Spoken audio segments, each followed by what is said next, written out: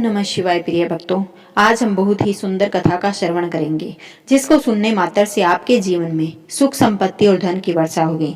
तो चलिए कथा को शुरू करते हैं। भगवान शिव माता पार्वती से कहते हैं कि इंसान अपने कर्मों से राजा या रंक बन सकता है। फिर माता पार्वती कहती है कि क्या भाग्य कुछ भी नहीं होता।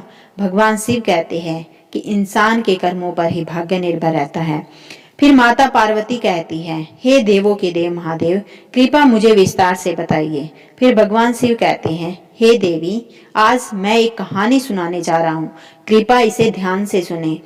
अगर आप ये कहानी सुन रहे हैं तो इसको पूरा सुनिए। इस कथा को आधा अधूरा छोड़कर जाने की गलती मत करिएगा, क्योंकि इस पवित्र कथा को पूरा सुनने से मन चाहे फल की प्राप्ति होती है। भगवान भोलेनाथ का आशीर्वाद आप पर बना रहता है और भगवान भोलेनाथ आपके जीवन में खुशियों से भर देंगे। तो कथा को शुरू करते हैं। एक गांव में एक किसान और उसकी पत्नी रहा करते थे। उनकी जीविका काफी कठिनाई से चल रही थी। उनके घर में आंगन में एक नन्हा सा बगीचा था। किसान ने वहां कुछ बैंगन के पौधे लगाए थे, पर किसी भी पौधे पर बैंगन नहीं आया। केवल एक पौधे पर एक बैंगन आया था। उसने अपनी पत्नी से कहा, हमारे बगीचे में तो सिर्फ एक ही बैंगन आया है, इसे बाजार में बेचने का क्या फायदा, इसे घर पर ही रख लेते हैं। वह बैंगन धीरे धीरे बढ़ता गया और कद्दू के आकार का हो गया। एक दिन किसान ने उसे तोड़कर घर लाया और अपनी पत्नी को देते हुए कहा, लो आज इसकी सब्जी बना लो, मैं खेत से लौटकर खाऊंगा। किसान खेत की ओर चला गया। पत्नी जब बैंगन को काटने के लिए चाकू उठाई तो अचानक कहीं से आवाज आई, धीरे से काटो, धीरे से। यह सुनकर वह चौंक गई और चारों ओर देखने लगी कि यह आवाज कहां से आ रही है। जब किसान की पत्नी को कोई नजर नहीं आया तो उसने फिर से चाकू उठाया, लेकिन उसे फिर वही आवाज सुनाई दी, धीरे से काटो, धीरे से। इस बार उसे एहसास हुआ कि आवाज बैंगन के भीतर से आ रही थी। यह सोचते हुए उसका दिल बैठ गया। उसने बैंगन को जमीन पर फेंका और घर छोड़कर खेत की ओर भागी। किसान ने पूछा, क्या हुआ, तुम इतनी परेशान क्यों हो? उसने जवाब दिया, वो बैंगन बोल रहा है। किसान ने हंसते हुए कहा, अरे पगली, कभी बैंगन बोला करते हैं? पत्नी ने कहा, चलो और खुद सुन लो। किसान अपनी पत्नी के साथ घर वापस आया और बोला, अब इसे मेरे सामने काटो। जैसे ही पत्नी ने बैंगन काटना शुरू किया, फिर से वही आवाज आई, धीरे से काटो, धीरे से। यह सुनकर किसान चिंतित हो गया और बोला, ठीक है, धीरे धीरे ही सही, तुम काटो। उसकी पत्नी ने धीरे धीरे बैंगन काटना शुरू किया, पर अचानक क्या हुआ, जैसे ही बैंगन के दो टुकड़े हुए, उसमें से एक खूबसूरत लड़की प्रकट हुई। किसान की पत्नी यह देखकर बहुत खुश हुई और बोली, हमारे तो कोई संतान नहीं है, इसलिए मैं इसे अपनी बेटी बनाकर रखूंगी। क्योंकि यह बैंगन से निकली है, इसलिए मैं इसका नाम बैंगनवती रखूंगी। उसने लड़की को गले लगा लिया। लड़की भी नई माँ को पाकर बहुत खुश थी। किसान ने कहा, बेटी तुमने रख ले, लेकिन इसे खिलाओगी पिलाओगी क्या? घर में तो दूध भी नहीं है, रोटी का भी इंतजाम नहीं था। पत्नी ने कहा, तुम इसकी फिक्र मत करो, मैं अपनी बेटी का पालन पोषण कर लूंगी। समय के साथ साथ बैंगनवती बड़ी होती गई और उसकी सुंदरता भी निखरती गई। एक दिन जब किसान खेत में काम कर रहा था, बैंगनवती भी वहीं अपने पिता की मदद कर रही थी। उसी समय वहां से एक राजा गुजरा, जो अक्सर वेश बदलकर अपने राज्य की जनता का हालचाल जानने के लिए घूमा करता था और इस अवस्था में उसे कोई पहचान नहीं पाता था। जाते जाते राजा की नजर खूबसूरत बैंगनवती पर पड़ी। उसने एक व्यक्ति से पूछा कि यह लड़की किसकी है। उस व्यक्ति ने जवाब दिया, यह किसान की बेटी है। राजमहल पहुंचकर किसान को बुलाने का हुक्म देते हैं। किसान के आने पर राजा पूछते हैं, आज तुम खेत में काम करते समय वहां एक युवती थी, वह कौन थी? किसान ने पूछा, महाराज वह कौन थी? राजा ने जवाब दिया, वह किसी तरह से मेरी पुत्री भी है और नहीं भी। इसका क्या अर्थ है? फिर किसान ने पूरी कहानी राजा को सुना दी। सब जानने के बाद राजा ने कहा कि हम बैंगनवती से विवाह कर उसे अपनी रानी बनाना चाहते हैं।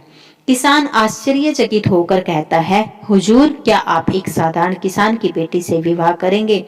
राजा ने उत्तर दिया, हाँ, हम उसकी खूबसूरती पर फिदा हो गए हैं। किसान इतना खुश था कि उसकी खुशी का कोई पार नहीं था, उसकी खुशी का कोई ठिकाना नहीं रहा। वह भागता हुआ अपने घर पहुंचा और अपनी पत्नी को यह समाचार बताया। उसकी पत्नी भी बहुत खुश हुई। जिस दिन शादी तय हुई उस दिन किसान की पत्नी ने बैंगनवती को खूब सजाया सवारा और राजा की भेजी हुई पालकी में बिठाकर राजमहल के लिए विदा किया।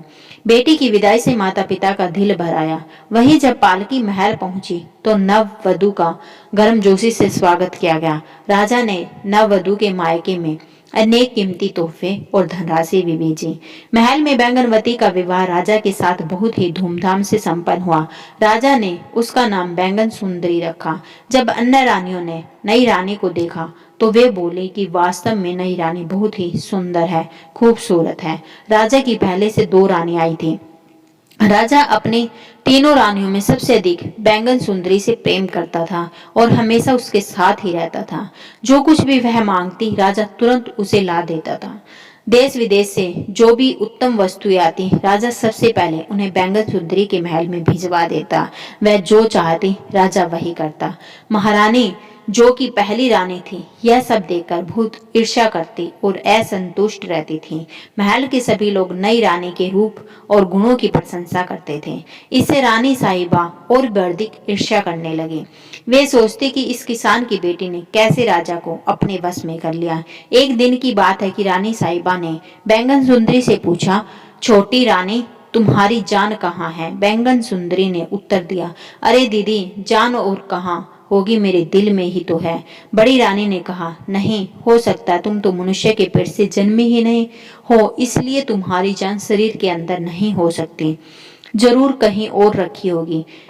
बैंगन सुंदरी ने पूछा, दीदी आपको यह जानने की क्या आवश्यकता है? रानी साहिबा ने कहा, आवश्यकता तो कुछ नहीं, बस ऐसे ही जानना चाहती थी ताकि बाद में तुम्हें कोई हानि ना हो। बैंगन सुंदरी ने कहा, दीदी आप यह चिंता छोड़ दें, अगर मैं यह बात किसी को नहीं बताऊंगी तो मुझे कौन नुकसान पहुंचाएगा?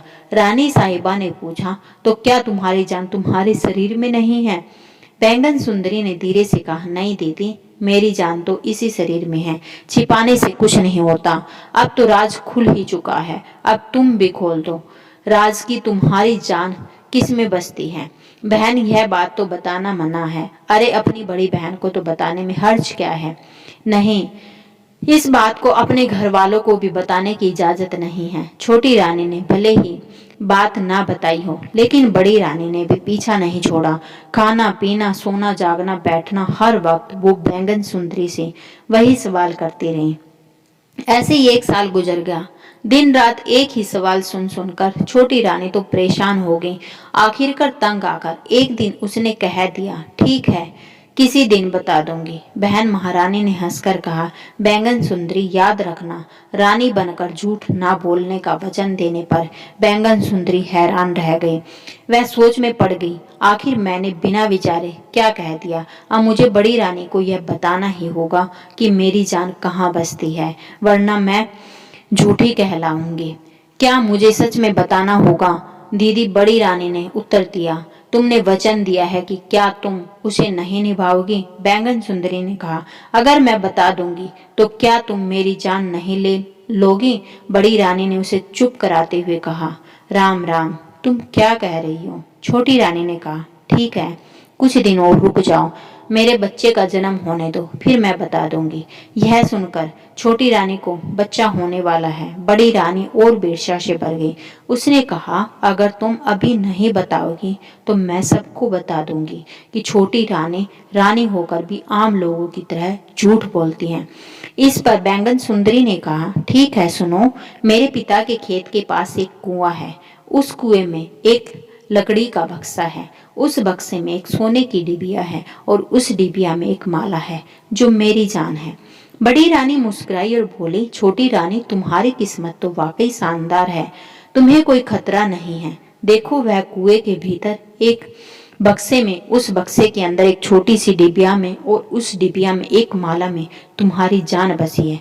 तुम्हारी जान को कौन छू सकता है? वही हमारी जान तो इतनी नाजुक है कि गला कटते ही निकल जाए। खैर तुम सलामत रहो। यह कहकर बड़ी रानी वहां से चली गई। फिर बड़ी रानी जल्दी से अपने महल पहुंची और एक दासी को भेजकर एक गोताखोर को बुलाया। रानी ने गोताखोर से कहा, अगर तुम मेरा एक काम कर दो तो मैं तुम्हें 2000 असरफियां इनाम में दूंगी। क्या काम है महारानी जी? गोताखोर ने पूछा। तब रानी ने उसे बैंगन सुंदरी के पिता के खेत का पता दिया और कहा कि वहां एक कुआं है, उस कुएं के अंदर एक संदूक है। उस डिबिया को तुम इतनी खामोशी से ले आओ कि किसी को पता भी ना चले। गोताखोर तुरंत गया और डिबिया ले आया। जब डिबिया मिली तो रानी बहुत खुश हुई और उसने गोताखोर को 500 असरफियां इनाम में दी। जैसे ही डिबिया कुएं से निकली, बैंगन सुंदरी की तबीयत बिगड़ने लगी। बड़ी रानी ने डिबिया से माला निकाली और उसे अच्छे से देखा। जैसे ही उसने माला को गले में पहना, बैंगन सुंदरी तड़पने लगी और उसका शरीर ठंडा पड़ गया। महल में हड़कंप मच गया। राजा भी रोने लगे। तब उन्हें बैंगन सुंदरी की वो बातें याद आई। उन्होंने फौरन मंत्री को बुलाया और कहा कि बैंगन सुंदरी के लिए शहर से बाहर एक घर बनवाया जाए। मंत्री ने पूछा कि अब घर का क्या करेंगे हुजूर? अब तो रानी के मृत शरीर को जला देना चाहिए। यही बैंगन सुंदरी की इच्छा थी। शहर के बाहर एक घर बनवाए और बैंगन सुंदरी को बिस्तर समेत वहां पहुंचा दीजिए। राजा ने वे सभी बातें भी कही जो बैंगन सुंदरी ने उनसे कहने को कहा था। मंत्री ने कहा, जैसे आपकी इच्छा हुजूर। बैंगन सुंदरी के कहे अनुसार ही घर बनवा दिया गया और बैंगन सुंदरी को बिस्तर समेत वहां लिटा दिया गया। घर के चारों ओर ऊंची दीवारें खड़ी कर दी गई। समय बीतता गया। इस तरह 1 साल निकल गया। मृत्यु से बड़ी रानी बहुत प्रसन्न थी। उसका मन शांत हो गया था, परंतु राजा बैंगन सुंदरी की याद में बहुत उदास रहता था। छोटी रानी का ख्याल आते ही उसकी आंखें भर आती थी। वह सोचता था कि बैंगन सुंदरी ने उससे क्यों कहा था कि उसके शरीर को ना जलाए, फिर से जीवित हो सकती है। बैंगन सुंदरी के घर को देखकर राजा सोचता है कि वह उसके भीतर आराम से सो रही होगी, पलंग पर अकेली पड़ी हुई। शायद वह उठकर मुझे तलाशती होगी। बाहर निकलने का मार्ग ना मिलने पर महाराज महाराज पुकारती होगी। परंतु राजा को ख्याल आता है कि मृत व्यक्ति कभी जीवित नहीं होते। अपने मन को समझाने के लिए वह रोजाना बैंगन सुंदरी के घर की 4 दीवारी का चक्कर लगाता था। एक दिन अचानक उसने सुना कि घर के भीतर से एक बच्चे के रोने की आवाज आ रही है। यह सुनकर राजा हैरान हो गया और सोचने लगा कि यहाँ बच्चा कहाँ से आया। राजा दीवार कूदकर अंदर गया और देखा कि बैंगन सुंदरी पलंग पर मृत पड़ी हुई है, लेकिन उसके पास एक सुंदर लड़का था। राजा ने उस लड़के को गले लगा लिया। जब बच्चे को नींद आ गई तो राजा ने उसे वापस लेटा दिया और खुद दीवार कूदकर बाहर चला गया। महल में पहुंचकर राजा सोचने लगा कि शायद यह बच्चा बैंगन सुंदरी का ही है। अगले दिन राजा फिर वहां आया और लौटते समय बच्चे को एक खिलौना दे गया। अब राजा रोजाना बैंगन सुंदरी के घर आने लगा। वह बच्चे के लिए तरह तरह के खिलौने और मिठाइयां लेकर आता था, पर घर में कोई नहीं दिखाई देती। वह हर रोज देखता कि बैंगन सुंदरी वैसे ही पड़ी थी, उसमें कोई परिवर्तन नहीं आया था। समय बीतता गया और धीरे धीरे बच्चा बड़ा होने लगा। जब वह 2-3 साल का हो गया, फिर वह टूटे फूटे शब्दों में कुछ कहने लगा। एक दिन राजा ने बैंगन सुंदरी की ओर इशारा करते हुए पूछा कि यह कौन है? बच्चे ने उत्तर दिया, माँ। राजा ने पूछा, तुम्हें खाना कौन खिलाता है? बच्चे ने कहा, माँ। रात के समय यह सुनकर राजा को बहुत आश्चर्य हुआ। उसने बच्चे से कहा, तुम अपनी माँ से कहना कि राजा जी पूछ रहे हैं कि वह दिन में क्यों सोती है और रात को क्यों जागती है। ठीक है, पूछूंगा, बच्चे ने कहा। राजा महल वापस चला गया। रात को बैंगन सुंदरी उठी, जैसा कि वह रोज करती थी। वह बच्चे को खाना खिलाने लगी तो बच्चे ने कहा, अम्मा, मेरा पेट पहले से ही भरा हुआ है। तुम्हारा पेट कैसे भर गया बेटा? राजा जी ने आज मुझे बहुत सारी मिठाई खिलाई है और उन्होंने यह भी पूछा है कि तुम्हारी माँ रात को क्यों जागती है और दिन में क्यों सोती है। बैंगन सुंदरी समझ गई कि राजा ने सब कुछ देख लिया है। उसने सोचा कि अब छिपाने से क्या फायदा। उसने बच्चे से कहा, देखो, जो राजा जी यहाँ आते हैं वह तुम्हारे पिता है। आज तुम महाराज के पैर छूना और कहना कि माँ की जान जिस माला में है वह बड़ी रानी के पास है। बड़ी रानी सारा दिन उस हार को धारण करती है, इसलिए माँ पूरे दिन बेहोश रहती है और जब रात को बड़ी रानी हार को उतारती है तब माँ जाग जाती है। फिर वह उठकर स्नान करती है, मुझे खाना खिलाती है और जब अगले दिन राजा आए तो बच्चे ने उन्हें सब कुछ बता दिया। राजा को सब समझ में आ गया और वह बड़ी रानी पर बहुत नाराज हुए। उन्होंने उन्हें सबक सिखाने की सोची। महल में जाकर राजा ने बड़ी रानी से कहा कि उनके एक मित्र का बेटा बहुत प्यारा है, वह उसे बहुत चाहते हैं, वह उसे महल में लाना चाहते हैं। बड़ी महारानी ने कहा कि मुझे भी बच्चे बहुत प्रिय हैं, तुम उसे अवश्य ही ले आओ। लेकिन एक बात, वह बालक बहुत जिद्दी है। जब तक उसे उसकी मांगी हुई चीज नहीं मिल जाती तब तक वह रो रो कर परेशान करता रहेगा। महारानी ने कहा, तो क्या हमारे महल में किसी भी चीज की कमी है? जो भी वह मांगेगा उसे दिया जाएगा। तो ठीक है, मैं उसे लेकर आता हूँ। यह कहकर राजा बैंगन सुंदरी के घर गया और लड़के को समझाया कि जब महारानी तुम्हारी गोद में ले, उसी समय उनकी गले की माला पकड़ लेना और जोर जोर से रोना शुरू कर देना। जब तक महारानी तुम्हें वह माला ना दे तुम रोते रहना। इस प्रकार समझा बुझाकर राजा उस लड़के को बड़ी महारानी के पास महल में ले आया। रानी ने उसे स्नेह से अपनी गोदी में उठा लिया और कहा कि यह बच्चा बहुत ही चार्मिंग है। उसी समय बच्चा माला पाने की जिद में जोर जोर से रोने लगा। रानी ने उसे मनाने और चुप करने की बहुत ज्यादा प्रयास किया। तरह तरह की मिठाइयाँ और खिलौने उसके सामने रख दिए, पर वह किसी भी हाल में राजी नहीं हुआ। इस पर राजा ने निराश होकर कहा कि किसी और के बच्चे को क्यों तंग कर रही हो?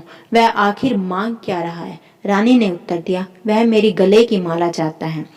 तो फिर तुम उसे दे क्यों नहीं देती? राजा ने पूछा। नहीं, यह माला मैं किसी को नहीं दे सकती। रानी ने कहा, बच्चे को माला दे दो, मैं तुम्हें ऐसी ही दूसरी माला ला दूंगा। राजा ने सुझाव दिया, नहीं, मैं यह माला किसी भी हालत में नहीं दूंगी। रानी अड़ी रही, अगर तुम नहीं दोगी तो यह बच्चा रो रो कर मर जाएगा। क्या तुम बच्चे को घर लाकर ऐसे ही मार दोगी? राजा ने कहा। बच्चे के रोने को देखकर रानी का दिल पसीज गया। उसने सोचा, छोटी रानी तो अब नहीं रही, क्या इस माला को थोड़ी देर के लिए बच्चे को देने में कोई आपत्ति है? उसने उत्तर दिया कि वह अभी माला दे सकती है, लेकिन जब बच्चा खेलकर खुश हो जाए तो उसे माला वापस कर देनी होगी। राजा ने सहमति जताई और कहा कि वह ऐसा ही करेगा। रानी ने माला निकालकर राजा को दे दी और राजा बच्चे को लेकर महल से बाहर निकल गया। फिर उसने चुपके से अपने मंत्री को बुलाया और बैंगन सुंदरी के घर की दीवार गिराने का आदेश दिया। मंत्री ने राजा के आदेश का पालन किया। राजा ने अंदर जाकर बैंगन सुंदरी को गले में माला पहना दी और माला पहनते ही बैंगन सुंदरी जीवित हो उठी। राजा ने बैंगन सुंदरी से कहा कि वह कुछ दिन यहीं रहे और बाद में वह उसे महल में ले जाएगा। उस रात जब महाराज महल में वापिस आए तो प्रधान रानी ने पूछा, इतनी देर से कहाँ थे आप? मैं अपने सेना नायक और मंत्रियों के साथ विचार विमर्श कर रहा था। किस बारे में विचार विमर्श कर रहे थे? आप एक परदेसी राजा हम पर आक्रमण करने वाला है, इसलिए आपकी सुरक्षा के लिए योजना बना रहा था। आपको कहाँ छिपाया जाए ताकि आप सुरक्षित रहें? हाय राम, मुझे तो युद्ध के नाम से ही डर लगता है। आपने क्या निर्णय लिया? महाराज ने कहा, जमीन के नीचे गुप्त स्थान बनाकर आपको वहां रखेंगे। तो फिर जल्दी से गुप्त स्थान बनाने का हुक्म दीजिए। अगले दिन महाराजा ने गुप्त स्थान बनवाया शुरू कर दिया और एक सप्ताह में ही वह तैयार हो गया। महाराज ने प्रधान रानी को वहां छोड़ा और बाहर से ताला लगा दिया। सैनिकों को आदेश दिया कि प्रधान रानी को अब जीवन भर के लिए उसी कारागार में रखा जाए। अगली सुबह बैंगन सुंदरी अपने बेटे के साथ महल में आ गई। वे एक सुखी परिवार की तरह रहने लगे। जबकि प्रधान रानी उसी कारागार में रहती, उसी गांव में एक फकीर बसता था। वह रोज घने जंगल को पार कर खाने की खोज में किसी न किसी के द्वार पर भीख मांगने जाता। आज भी वह भीख लेकर अपने घर की ओर लौट रहा था और बड़ा प्रसन्न था। उसने बहुत पुराने वस्त्र और जूते पहन रखे थे। फिर वह खुशी से झूमते हुए जंगल के पथ पर चला जा रहा था।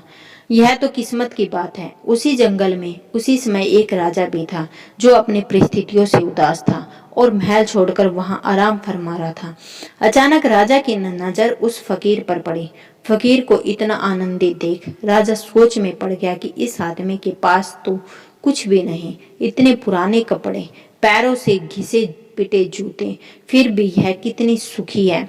और मैं जो दिन रात अपनी प्रजा और परिवार की सेवा में लगा रहता हूँ, फिर भी लोग मुझसे खुश नहीं हैं। उन्हें तो बस मेरी गद्दी चाहिए। इसके लिए वे मेरी जान लेने की साजिश भी रच रहे हैं। मूल बात यह थी कि एक दिन राजा ने अपने महल के सिपाहियों को गुप्त रूप से बातें करते हुए सुना। वे आपस में कह रहे थे कि जब यह राजा चल बसे तो उनकी आंखों की किरकिरी दूर हो जाएगी।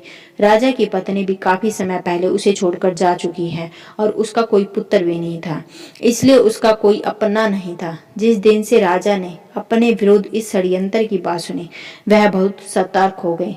एक दिन तो उसके भोजन में उसके भाई ने जहर मिला दिया, जिसकी भनक भी राजा को नहीं लगी। खाना खाने बैठा राजा तो तब पता चला कि जब एक बिल्ली ने वह खाना खा लिया और थोड़ी ही देर में वह मर गए।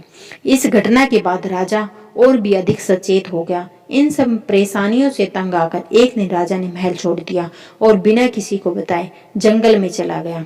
वह जंगल उसके राज्य से काफी दूर था, इसलिए वहां उसे कोई पहचान नहीं सकता था।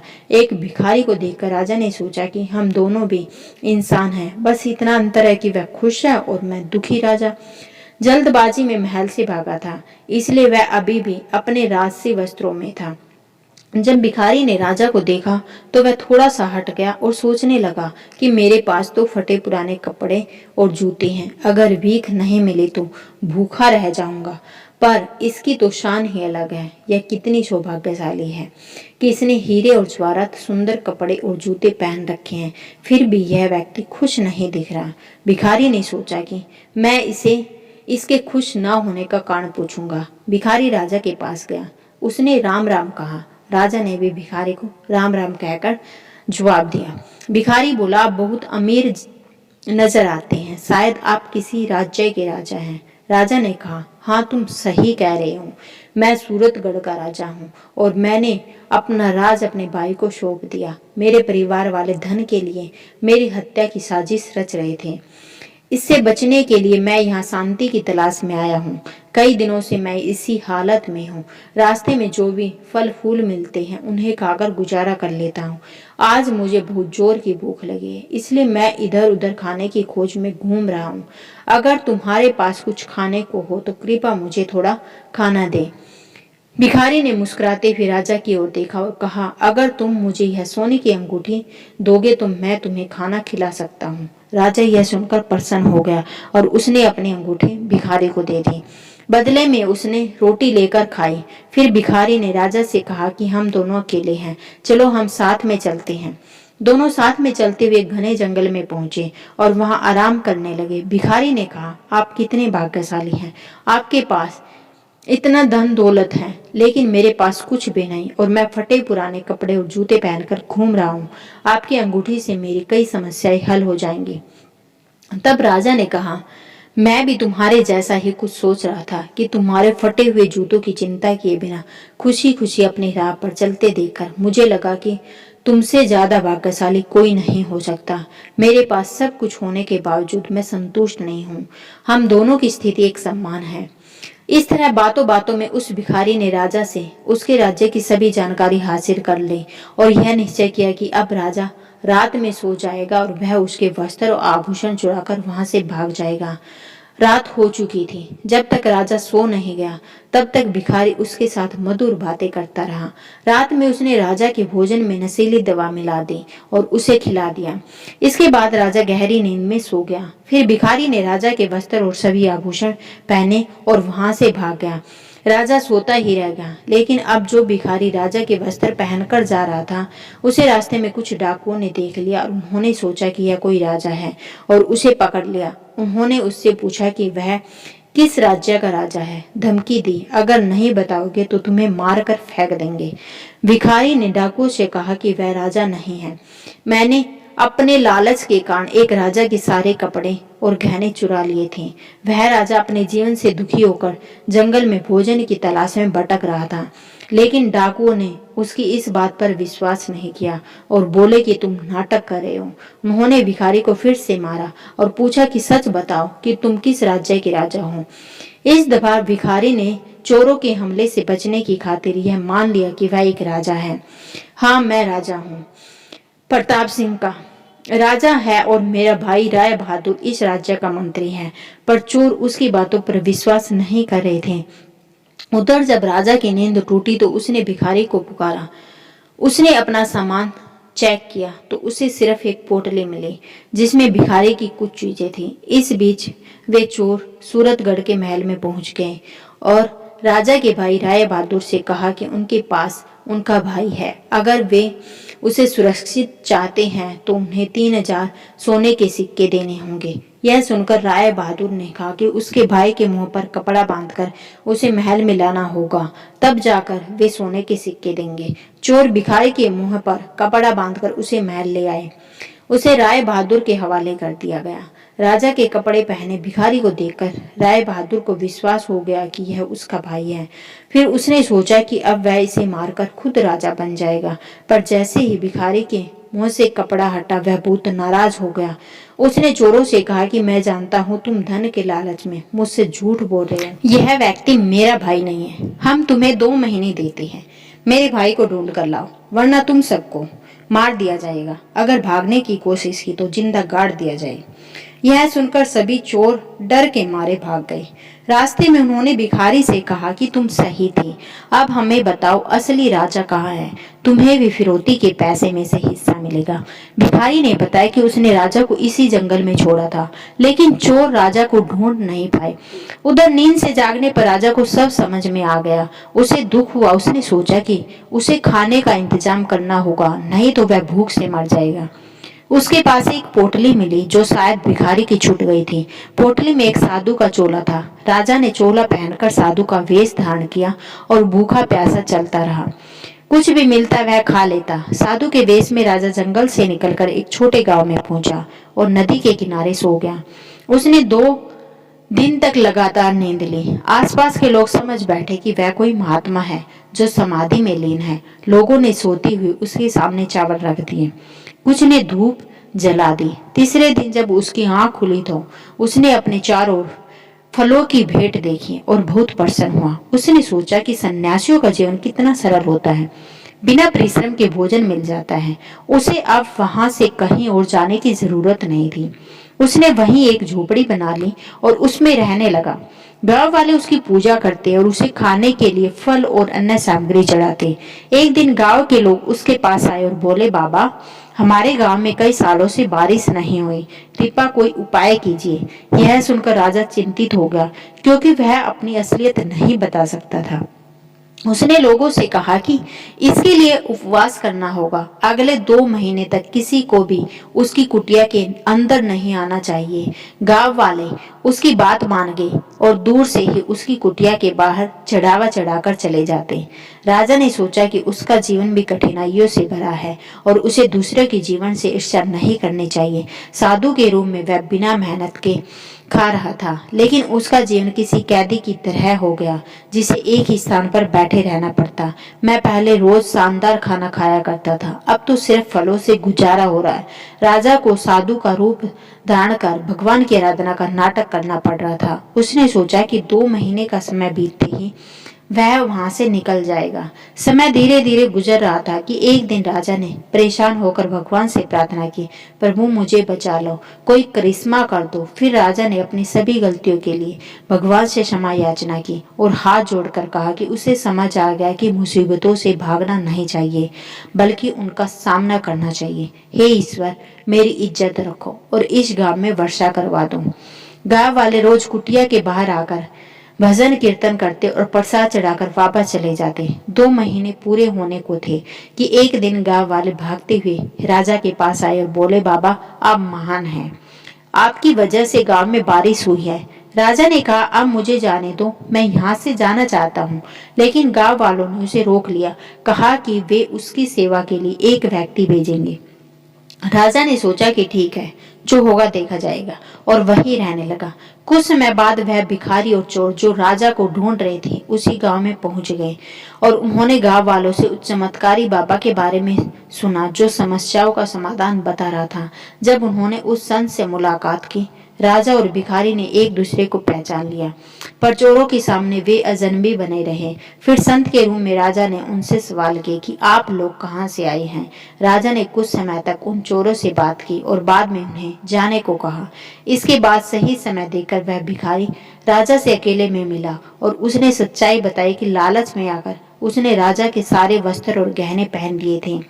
उसके तुरंत बाद ही चोर उसके पीछे पड़ गए। चोरों ने उसे लूटा और पूछताछ की कि वह कौन है, कहाँ से है, तो उसने खुद को राजा बताते हुए अपने राज्य की सारी जानकारी दे दी। फिर चोर उसे महल में ले गए, जहां उसे राजा के भाई को 3000 सोने के सिक्कों में बेचने वाले थे। राजा के भाई ने बताया कि वह राजा को मारना चाहता है और खुद राजा बनना चाहता है। लेकिन जब उसने भिखारी का चेहरा देखा तो उसने उसे पहचान लिया और चोरों को 2 महीने के भीतर असली राजा को ढूंढने का आदेश दिया। तब से वे राजा की तलाश में थे। भिखारी ने राजा से कहा कि तुम संत बनकर जो भी चोरों से कहोगे वे मान जाएंगे। इसके बाद संत के वेश में राजा चोरों के सामने आया और भिखारी से सुनी गई सारी समस्याएं उन्हें बताने लगा। कि यह सुनकर सभी चोर चकित रह गए। उन्होंने राजा से कहा, संत जी, हमें इस मुसीबत से बाहर निकालो, आपके आज्ञाकारी भक्त बन जाएंगे। साधु वेश में राजा ने कहा, तुम मुझे उस राजा के महल तक पहुंचाओ, मैं वहां जाकर स्वयं सब कुछ देखना चाहता हूँ।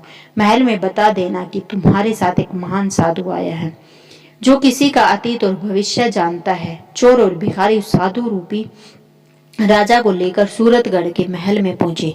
चोरों ने राजा के मंत्री भाई से कहा, हमारे साथ एक विशिष्ट महात्मा आए हैं जो आपके आपके भाई राजा राय प्रताप से मिलवा सकते हैं। राजा अपने भाई से बहुत प्रेम करता था, पर अब उसे यह मालूम हो गया था कि उसका भाई उसकी जान का दुश्मन बन चुका है। महल में साधु के वेश में आए राजा की बहुत सेवा की गई। उसका भाई उनके पास आकर बोला, बाबा कृपा मुझे मेरे भाई से मिलवा दीजिए, आज मैं इस राज्य का राजा बनने वाला हूँ। मेरा भाई बिना कुछ बताए महल छोड़कर चला गया है। तब साधु रूपी राजा चोरों के पास गया और उनसे बोला कि वह थोड़ी देर के लिए राजा का भाई बन जाए। साधु ने राशि वस्त्र पहने और दरबार में प्रवेश किया। यह देखकर सभी प्रजा चकित रह गई। लोग राजा को वापस देकर उनकी जय जयकार करने लगे। लोगों ने उससे पूछा कि इतने दिनों तक कहाँ थे। वही राजा का भाई यह सब देखकर दंग रह गया। लोगों से कहने लगा कि यह उसका राजा भाई नहीं है। उसने राजा को चेतावनी दी और कहा, आप यहाँ से चले जाइए, नहीं तो आपको महल से बाहर का रास्ता दिखा दिया जाएगा। राजा का एक निष्ठावान सेवक जो यह सुनकर आंसू बहाने लगा, बोला, मैंने आपको पहचान लिया, आप ही हमारे सच्चे राजा हैं, मुझे माफ कर दीजिए। मैंने ही आपके भोजन में विष मिला दिया था। इसके बदले ने आपके भाई ने मुझे 2000 स्वर्ण मुद्राएं देने का वादा किया था। कृपा मुझे क्षमा कर दे, मैं ही आपका असली अपराधी हूँ। जो भी दंड आप मुझे देंगे मैं स्वीकार करूंगा।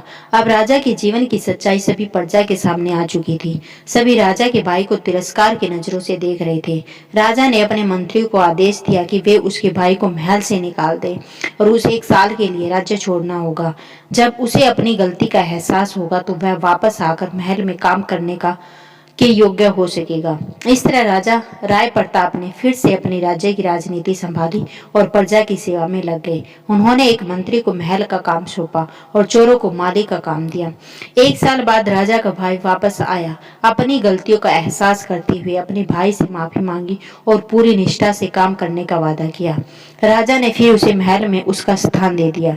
इसके बाद राजा ने पूरी ईमानदारी और सच्चाई के साथ अपना राज्य चलाया। वीडियो पसंद आए तो वीडियो को एक लाइक जरूर कीजिएगा और अपने दोस्तों के साथ जरूर शेयर कीजिएगा और कमेंट बॉक्स में हर हर महादेव जरूर लिखिए। वीडियो देखने के लिए आप सभी का तहे दिल से धन्यवाद।